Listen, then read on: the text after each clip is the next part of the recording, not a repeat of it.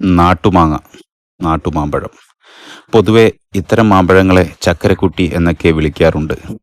പക്ഷേ നമ്മുടെ നാട്ടിൽ ഇത് നാട്ടുമാമ്പഴമാണ്. കുഞ്ഞൻ മാമ്പഴം 100 ഗ്രാമിൽ താഴെ 50 മുതൽ 100 ഗ്രാം വരെയൊക്കെയാണ് ഇതിൻ്റെ തൂക്കം സാധാരണഗതിയിൽ കാണപ്പെടാറ്.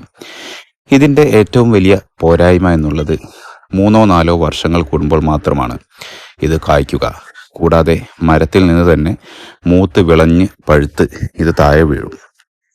പ്രത്യേക ഒരു സുഗന്ധമാണ്. തനി നാട്ടുമാമ്പഴത്തിൻ്റെ സുഗന്ധവും ചുനക്കൊക്കെ ഒരു പ്രത്യേക തരം സുഗന്ധവും ഫ്ലേവറുമാണ്. നല്ല മധുരമുള്ള മാമ്പഴം തന്നെയാണ് ഈ മാമ്പഴം. അത്യാവശ്യം നാരുണ്ട്, എങ്കിലും നമുക്ക് ചപ്പി കുടിക്കാനും മുത്തി കുടിക്കാനൊക്കെ മികച്ച ഒരു മാമ്പഴം തന്നെയാണിത്. ആവശ്യത്തിന് ജ്യൂസിയാണ്, കൂടാതെ ക്രീമി ടെക്സ്ചറും കൂടെയാണ് ഇത് കാണിക്കുന്നത്. കഴിക്കാനുള്ള രുചി പ്രത്യേകം എടുത്തു പറയേണ്ട, പ്രേക്ഷകർക്ക് വേണ്ടി പ്രത്യേകം നമ്മൾ ഇത് സെറ്റ് ചെയ്തിരിക്കുകയാണ്. കൂടാതെ ഉമ്മ നട്ട് വളർത്തുന്ന പൂക്കളൊക്കെ ഇതിൻ്റെ കൂടെ ഒരു ഭംഗിക്ക് വേണ്ടി വെച്ചിട്ടുണ്ട്.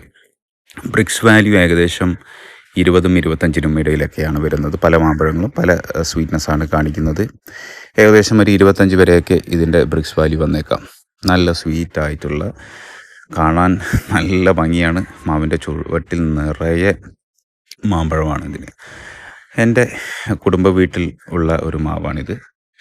പൊതുവേ ഇത് പഴുത്ത് വീണ് മഴ പെയ്യുമ്പോഴൊക്കെ നിറയെ കുലകുലയായി ഇത് പഴുത്ത് താഴെ വീഴും. അപ്പോൾ ഇതിൻ്റെ താഴെ പോയി ഇത് പെറുക്കിയെടുക്കുകയാണ്. സാധാരണഗതിയിൽ ഇതങ്ങനെ മാവിൻ്റെ മുകളിൽ കയറി വിളവെടുത്ത് പറിച്ചെടുക്കാറൊന്നുമില്ല.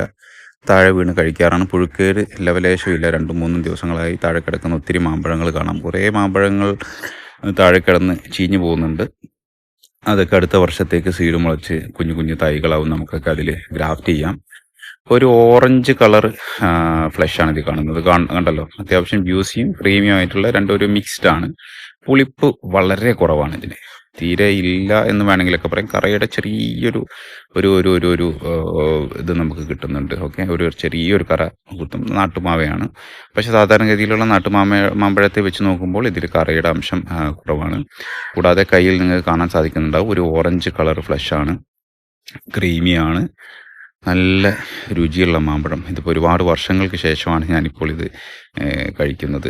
എന്തായാലും നല്ലൊരു മാമ്പഴം. പക്ഷെ ഇതിൻ്റെ തൈകൾ ഉണ്ടാക്കിയാൽ ഇതാണ് ഇതിന് ഒരു മുഖ്യ പോരായ്മയായിട്ട് പറയുന്നത്.